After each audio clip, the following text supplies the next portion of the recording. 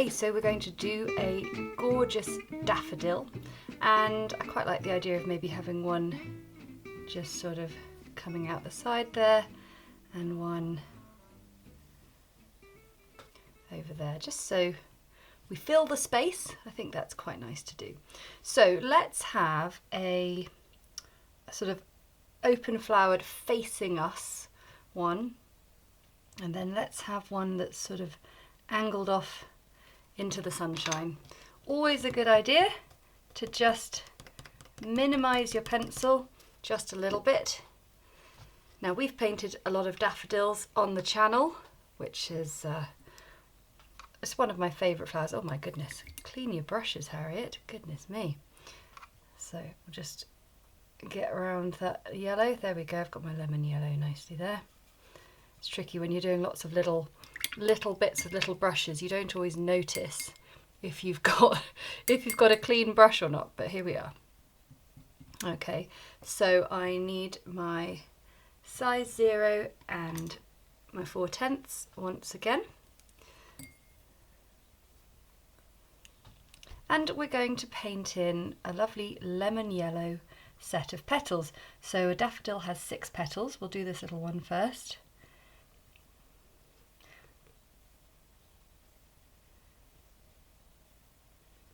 So squeezed in 4, 5. Oh. And we'll get a 6th one in there as well. And then over up here, we won't see them all, but we will see the ones top and bottom, like a little propeller.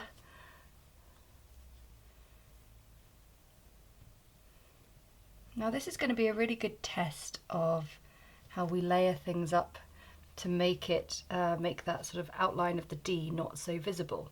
I am just going to pop in a little bit in behind there.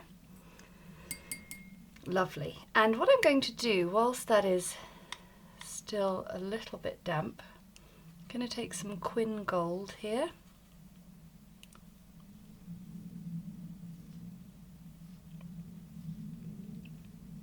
And just drop in a little bit on the petals there.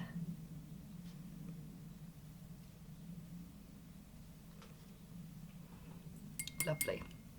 And now we need some green gold and sap green, you know the drill.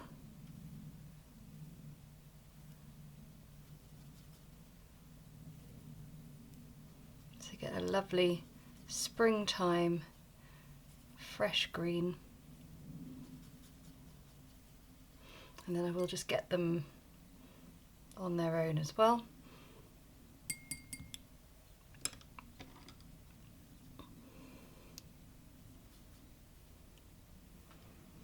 So I'm going to use my 4/10 brush,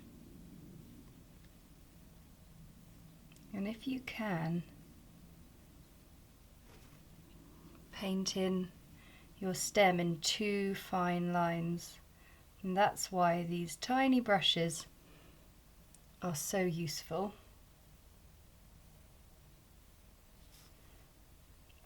And they are available in my Etsy shop. They are tried and tested, these brushes. We use them for every tutorial I do on here.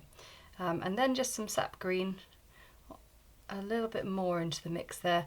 I always find the leaves of a daffodil are just a little bit more of a zesty sort of sap green, a cooler green.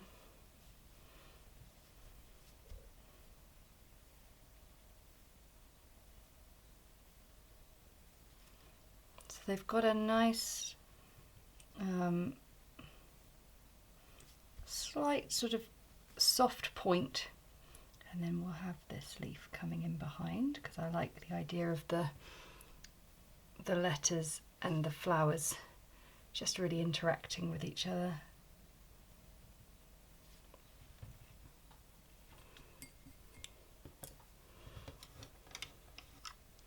And now I'm going to take just a bit of concentrated sap green on its own and use it a little bit like a sort of a shadow mix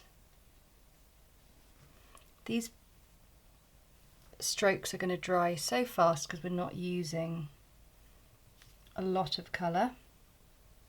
So I could just go straight in there on the stems, on the leaves even, and then on the stem we'll just use a little bit there.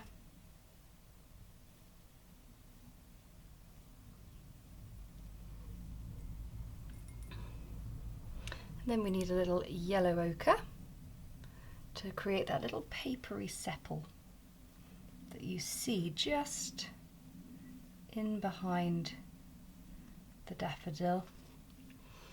And we're going to let that all dry, and then we're going to come back in and paint the trumpet. I'm going to use permanent orange, which is my new sort of replacement for cadmium orange in my palette, and I'm going to use that pencil circle to paint a sort of slightly frilly circle for the open-faced flower, and for the one on the side I'm going to use that oval as my guide for the trumpet. But I need to make sure that I mimic that curved opening.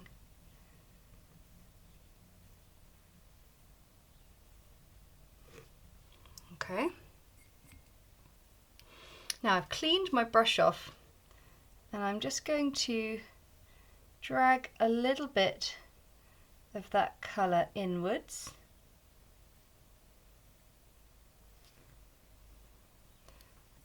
And again, clean brush, drag a little bit of that colour down into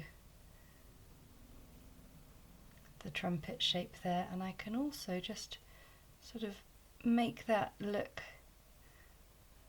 like the petals have really sort of come up around it.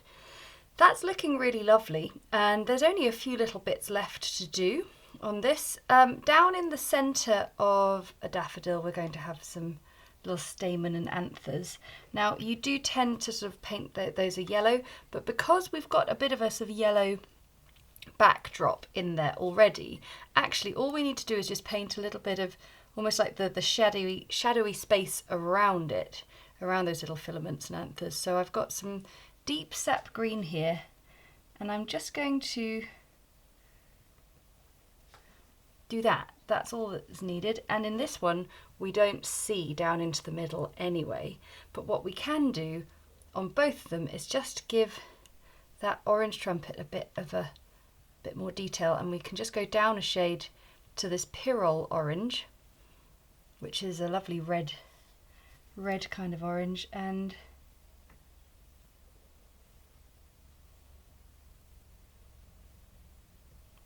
can just give it a little bit of detail like that.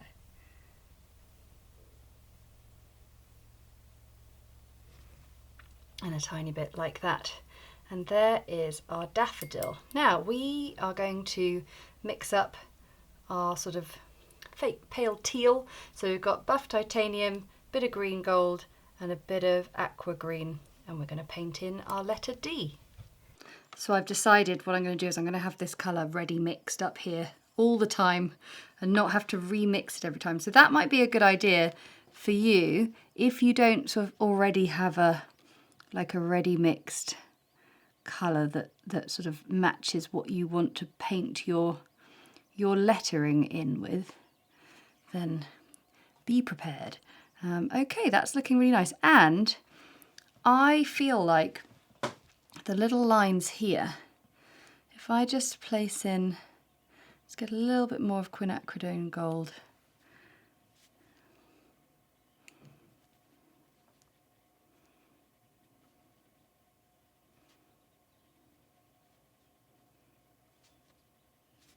And there you have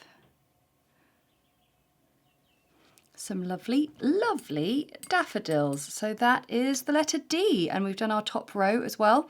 Thanks so much for watching. I really hope you're enjoying it. I'm just thrilled with how it's shaping up. I think it's going to be really gorgeous.